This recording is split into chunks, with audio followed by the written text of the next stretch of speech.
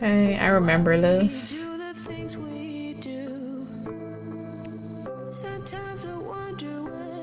Yeah, click to continue. Can please let us continue. Understandable, I understand all that.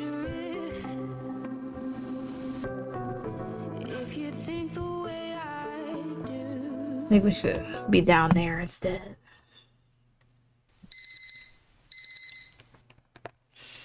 Here's one for dreamers who took that step. Here's one for every time. Yeah, let's turn it down. Oh. Here's one for misfits who broke the rules, who feared the boredom more than scorn or ridicule. You're scared to fly in the endless sky when the voices say that there's no way you'll ever make the grade. Let's say you try and you fall from high. When the sun is set, will you regret the fall?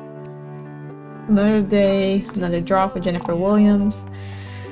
5 rounds of the tournament, she has 3 out of 5 points with 1 win and 4 draws. Not bad at all for someone that's been a couple years away from the competition. Will she be able to get her last norm to become a grandmaster with just 4 rounds to go? She has a final score of 6. Give her fingers crossed for her. Cheers to hoping. Wow, you already got 3 points, enough to earn your well-deserved scholarship. Congrats, you're on fire.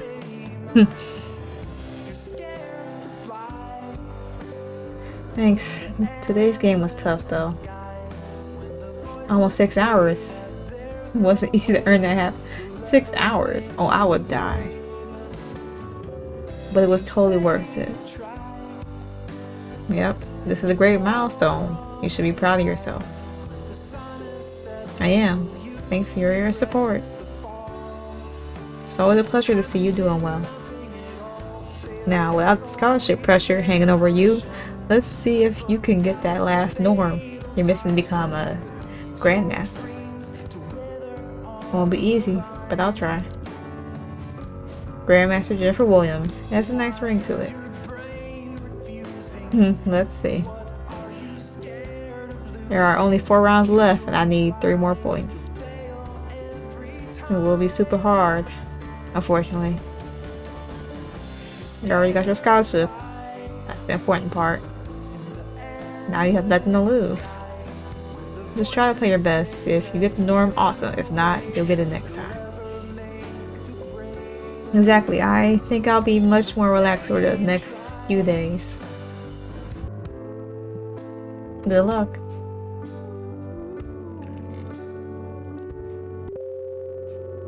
Thank you.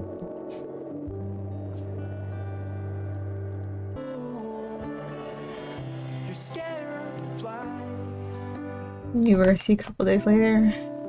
You have no idea how mad he was. I don't need a psychiatrist. I just need a fucking doctor to cut off my fucking hand. Pardon me the language, but I'm just quoting him verbatim. Okay. If you don't cut off my hand, I'll do it myself. I don't want this thing anymore. Why is he cutting off his hand? I'll cut it off and put a hook in its place, and then I'll be 100 times better than that shit I have now. Hook, for crying out loud. Remember, his hand was perfectly fine except for a few spasms from time to time for unknown reasons. Wanting his hand cut off and raging when we refused to do so was a clear sign of mental issues. Wow, that's nuts. Yeah, it's like seeing his hand even just slightly damaged broke his ego. His perfect narcissistic view of himself was broken and he had to get rid of that tainted part. I guess so. All in all, it wasn't an easy week, to say the least. What's wrong with Deb? I recently read that doctors in Scotland have surgically removed some patients' limbs for no medical reasons besides the patient wanting them removed. Yeah, I saw that too. The patients were deeply unhappy with their bodies. It's like, oh yeah, doctor, just remove my hand. I don't like it anymore. They will say that somehow the true image they have of themselves lacks a particular body part. It's very distressing to them when reality doesn't match their mental image of themselves. It's a very tricky situation, but it has happened that patients who are refused treatment go on to amputate themselves. That tracks. As you can imagine, that can have disastrous consequences. And the doctors say it was the right thing to do, and that it potentially saved the patients from far bigger problems. The patients themselves claim to have never been happier. I mean, I could see their point, but amputating a perfectly fine limb? I don't know if I could do that. Certainly a complicated situation. I wonder what causes such desires. Could it be paraphilia? Who knows? It might be that the reason is different from person to person. For instance, it's not that rare for people to be attracted to the physically disabled or amputees. I think it's rare for a person to want to be disabled just for sexual gratification, though. The cases you mentioned, I think it's likely they had more to do with the identity disorder than anything sexual. I think it's similar to transgender identification, where a person feels like they were born in the wrong body. Except that instead of feeling like they had the wrong gender, they feel like they had the wrong number of legs or whatever. I'll side with Charlie on this one. Oftentimes, some even fake knee in a wheelchair and feel much happier and as themselves when using one. That's how life feels right for them. Fascinating stuff.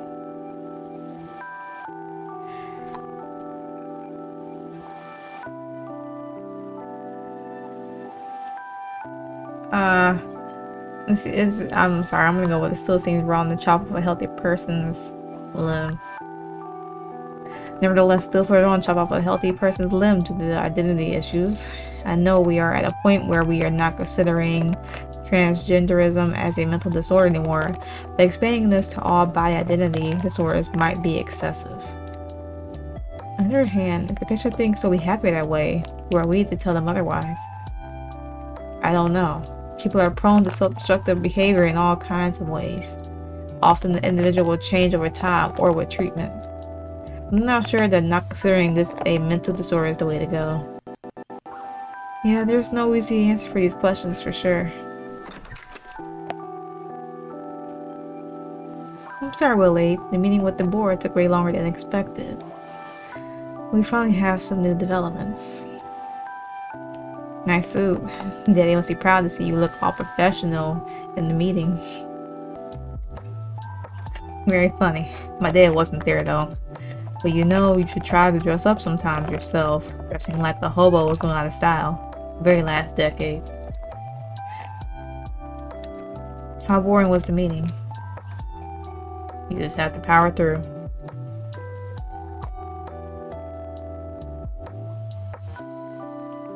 What does it have to do with... No, I would literally just fall asleep. I can't do meetings. I admire your resilience. I'd fallen asleep midway through it. I was very close to doing that, believe me. The university wants us to publish our findings regarding neurofitness activity. I think this will be a very positive because we have a good measure of success with our clients, and it might incentivize our other universities to start similar mental health programs. They have also finally agreed to allow us to expand our services to clients outside of the university, and we will have full control over who we take on, as long as certain financial goals are met. We will need more psychologists on staff to deal with the increased workload. Charlie, I'm going to ask you to help with data managing and processing, and with the writing of the manuscripts for publication. Because of those additional duties occupying your time, probably look to hire 2 additional psychologists instead of just 1 like we have discussed previously. I'm tasked with overseeing the psychologist's recruitment. And Jamie is responsible for assuming we reach our monetary goal. And oh, hey, do you guys want to go eat something? I had to skip lunch because of work and I'm starving. Let's see. Stomach was already making some weird noises. Wait, yeah, going so long without eating isn't good for you. You need to take better care of yourself. Oh, it's only once in a while. It's one of the sacrifices you have to make if you want to become a doctor. Regardless, it can't be good to skip meals that often. Right, Deb? Back me up over here. Deb seems preoccupied, like she got something significant on her mind. Alright, I wasn't paying attention. What were you saying? Nothing important, darling. Don't worry about it. Come on, let's go get something. Let's go eat something outside.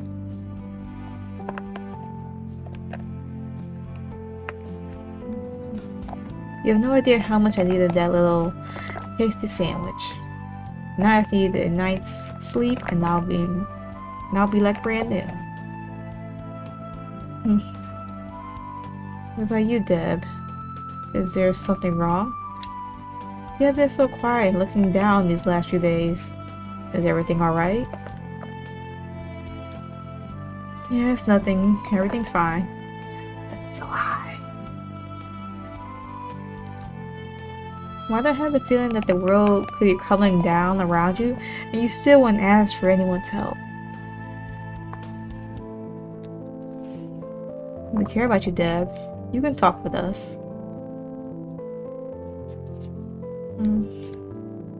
It's nothing important. I'm just going through some issues with Carl. That tracks. And because of that, I just haven't slept well lately. I'm a bit tired. It's not a big deal. Actually sounds like the kind of stuff that is important. If you need anyone to talk to, I'm always here. Yeah, Deb, me too. Thank you, guys. You know, it's a bit funny how hard we try to conceal our issues and problems. The thing is, we actually make stronger bonds and connections to those who open up and show their vulnerability to us. We're taught to never show any weaknesses and to not bother those around us with our problems. When in reality, we are almost always better off talking about our issues, flaws, and vulnerabilities than to pretend to be strong and act stoic all the time. Not everyone is good at talking about their feelings and all that. Doesn't mean we can't try to do a better job at it. And you're probably right. It's just, I don't know. It's just hard for me. Well, whenever you feel ready to talk about things, I'm right here for you. Thanks, Bree.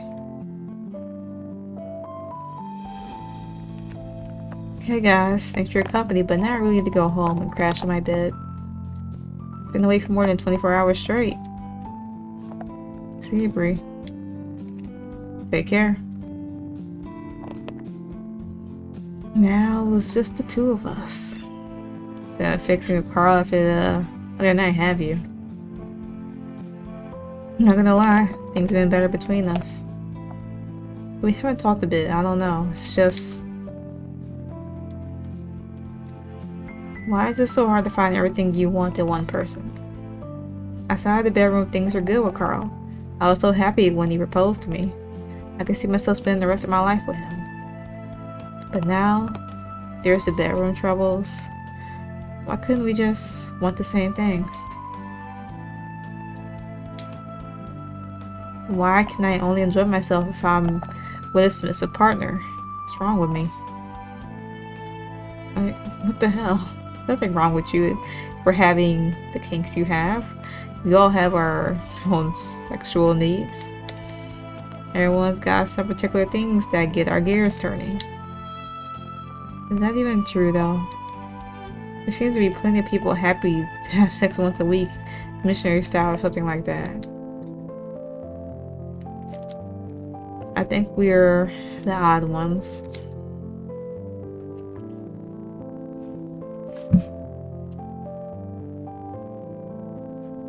Okay, at least it had nothing to do with it. What people do and what people want are different things. Believe me, unfortunately, there is no lack of sexually frustrated people in couples. There isn't anything odd about your situation. You saw how I behaved there at the end. That's things I said to Carl.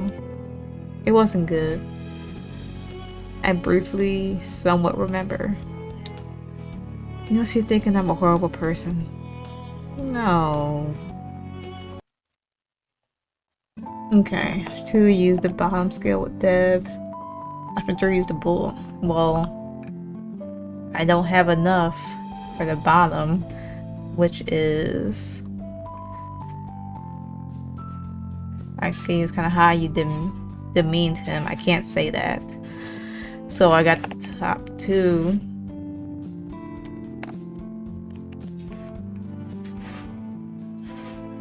I'm not gonna say that to her. She's already down. So this just leaves the bottom skill because I don't have the bull skill. Yeah. I don't have enough points. I got 5 sensitive, 19 honorable. Yeah, I'm low on everything right now. So I don't think that at all, Deb. I'm sorry you feel bad about what happened at the end, but besides that, I really enjoyed my time with you. It was my first real experience submitting to a woman, and well, let's just say I did like it quite a lot.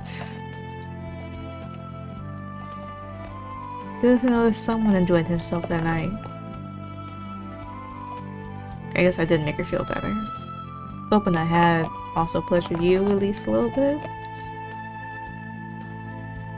Charlie, please don't get ahead of yourself. You still have plenty to learn before I'd call you a good submissive partner.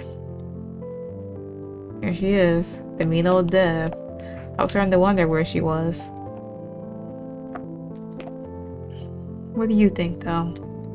Is it more important to be sexually compatible with someone, or just to be happy outside the bedroom?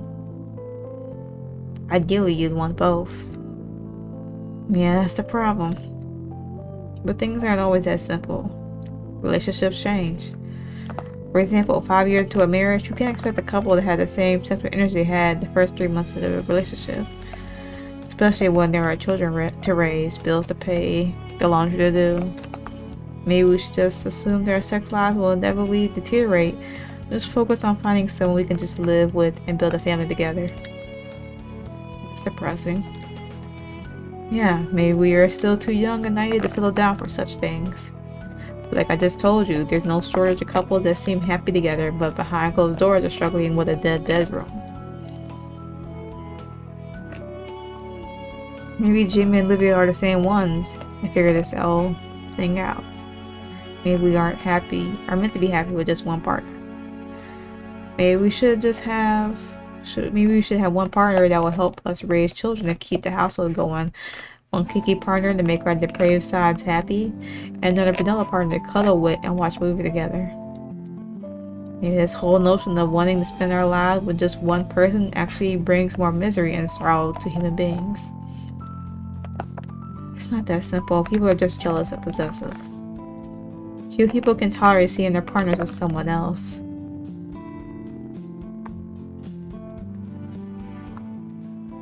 I'm sorry, I wouldn't want that. Yeah, true. I probably wouldn't want such a relationship myself. It's just a thought. It's a bit sad that we can never know for sure what type of relationship would be the best for us. But if I settle down for one thing and end up regretting my choice years later, maybe I'll only find out too late that I'm not meant for a monogamous relationship. This is a bit tangent, but funnily enough, researchers have found an easy way to tell if a given primate species is supposed to be monogamous or promiscuous. Say what? Just hear me out. This is a funny story. I'll cheer you up. If you say so. Go on then. How can they know that? Maybe it can help women to tell if a man's a cheater or not. Ratio of testicles to body size. Hell, it makes total sense if you think about it. The observations go like this. Gorillas, for example, have a harem breeding system where one male breeds several females. Therefore, this male has to fight with other males to keep his harem intact. It's important for him to have a big body to win all the fights. In other words, big gorillas defend their harems better from other males and have lots of babies. These babies will grow up to be as big as their daddies. Okay. That's why male gorillas are so much bigger than female gorillas. Only the bigger ones can fight the other males off, protect the harems, and generate offspring. The smaller gorillas never reproduce and don't have small babies. So we have a species with a big advantage on having big bodies, and that doesn't care at all about their testicle size, which for gorillas are quite small in proportion to their total body size. I have no idea where this is going, but weirdly enough, you managed to get my full attention. Now, if you look at bonobos, we can tell they have different breeding systems. Basically, they are the most promiscuous ape species ever. Everyone fucks everyone, and they spend lots of time doing that. Good for them. Sounds like a good life. It does, but now if you're a male bonobo, having a big body is no help at all. No matter how much you try, you can't stop that cute female bonobo from fooling around with every male in the village. I sense a sense of judgment in your voice. Not at all. She can have all the fun she wants. But from an evolutionary point of view, that means the male bonobos have the biggest chance of reproducing are the ones that deliver the biggest what? Okay. You're disgusting. I'm dead serious. A bonobo male can get more of his sperm up into a bonobo vagina. He will have a bigger chance of having one of his little swimmers get into the egg first. I get it. Bonobos have huge balls because they need to jizz a lot into all those. What? I couldn't have said it better myself. Actually, that's exactly the terminology scientists used in the 80s when they found this out. I'd read that paper. It wasn't exactly phrased like that. Nevertheless, science can be fun sometimes. But what about humans? What does men's balls say about how monogamous we are supposed to be? That's funny. You can plot the graph of balls with body size ratio for all primates, with bonobos on one end and the gorillas on the other end, and draw a line down the middle. Promiscuous species will fall on the side of bonobos. Harem species will fall on the side of the gorillas. I mean, more or less, there's a couple of exceptions. Which side of the line are the humans? We're almost on top of the line, a little bit on the side of the bonobos. I guess we like to fuck around a little bit, cheat here and there, but not too much. Monogamy seems to still be the preferred biological breeding strategy for us. I had never thought that you could tell all of that just by looking at the testicle size. Well, some have the bigger balls than others. So you're saying that guys with big balls are all cheaters? I don't think that's the conclusion those scientists are making. About dick size, does it tell anything? Actually, humans are the primates with the biggest. Yeah. Not really. Not just in body size ratio, in absolute numbers. You have the largest cocks in both length and girth. Damn. Why is that? I don't know what science says, but I have a theory about that. I'm gonna regret asking about it, won't I? You know how peacocks have those huge, beautiful feathers? Yes. They're not only useless, but actually harmful for their survival.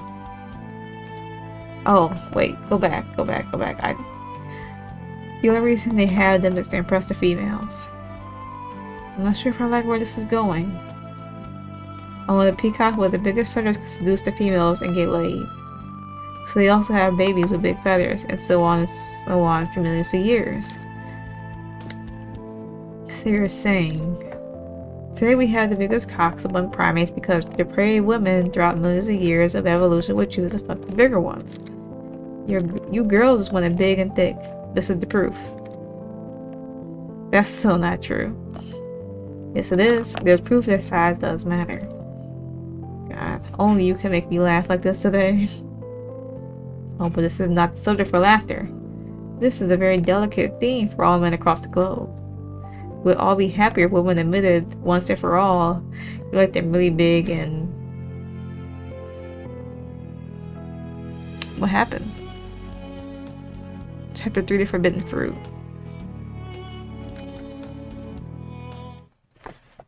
Yes, we're gonna stop here so we can save this for the next one.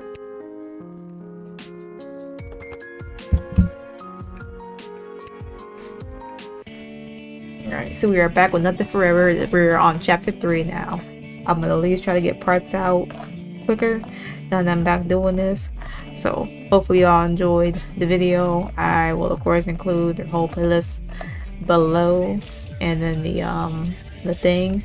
It's a lot of videos, so do what you can, check the game out if you so choose to, and yeah, I'll catch y'all next one.